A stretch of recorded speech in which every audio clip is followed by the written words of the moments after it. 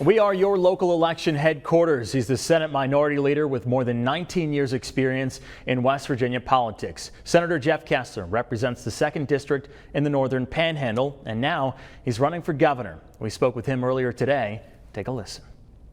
Well, one of your top issues has been roads and infrastructure. The amount of repairs needed is going to be costly. So if you're elected governor, how do we pay for it? Well, there's two mechanisms we can do it. One would be a modest increase to the gasoline tax. The other would be the issuance of some bonds.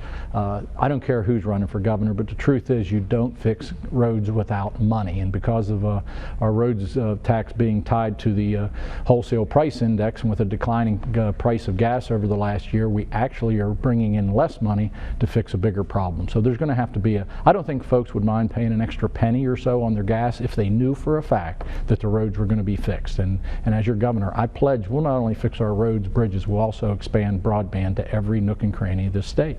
Okay, you mentioned tax. What about the West Virginians out there who say we're already taxed enough, we don't need our taxes to be any higher?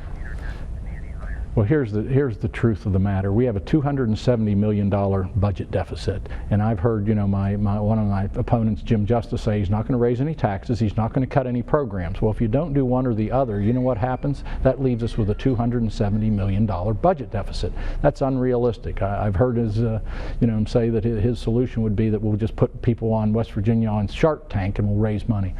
Dreams and fabrications won't work. It is going to take a mixed effort of feeling a little bit of a temporary pain in order to get the budget balanced. That's going to be a small, modest tax that should be shared both among people and businesses. I don't think we should be given any more business tax breaks. And in the short term, we'll fix it, we'll plug the hole, and we'll start moving our state forward with improvements to our education system, with workforce participation, free assisted community college, and those are the things I stand for. That's what will really turn our state around. Right. So you've spent 19 years in the state Senate. What's been the cornerstone of your career? Yep. Well, taking care of people, and that's what I'll do as your governor. I am this race is David versus Goliath, Dan. Mr. Justice has spent over $2 million already in this campaign, and he can't shake me. You know why? Because I've been taking care of people. My issues resonate with people. I have a long and storied history of taking care of people and issues, and I'll continue to do that. I am not privileged. I am not connected. My dad was a cookie salesman. My mom was a bank teller, and I've worked for everything I have. And at the end of the day, with your help, the polls are breaking our way, quite frankly, and with your help, on next Wednesday, a week from today, you're going to find out you're going to have a governor that shocked the world by taking on the billionaires, taking on the millionaires, and winning with ordinary folks like you. All right, so you sound very confident. You've made it crystal clear that you're endorsing Senator Bernie Sanders for president. Why do you think the other Democrats for governor aren't committing to anyone? Well, I think they're afraid. That's part of the problem. No one's willing to take a stand. I'm willing to tell people the truth. People are going to, when I entered this race, I knew I was going to be way outfunded, and I knew that. But at the end of the day, the people need a choice. They need a crystal clear choice of who stands for them. And frankly, I'm not going to tell them what they want to hear. I'm going to tell them the truth.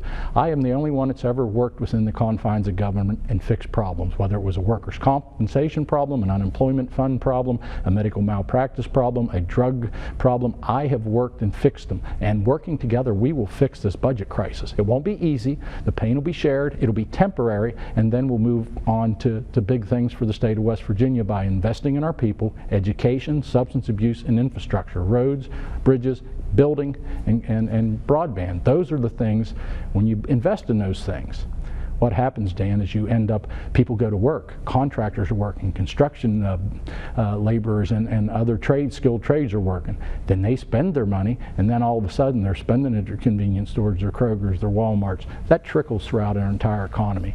That's how we did it in the mid-2000s when we built the Power Plus or the Appalachian Power Park in Charleston, Pullman Square in Huntington, the Highlands up in Ohio County, Eastern Panhandle with all the new schools, over in Beckley with the downtown redevelopment. We spent $220 million in bonds to reinvest in our communities to build things. And when you build things, guess what happens?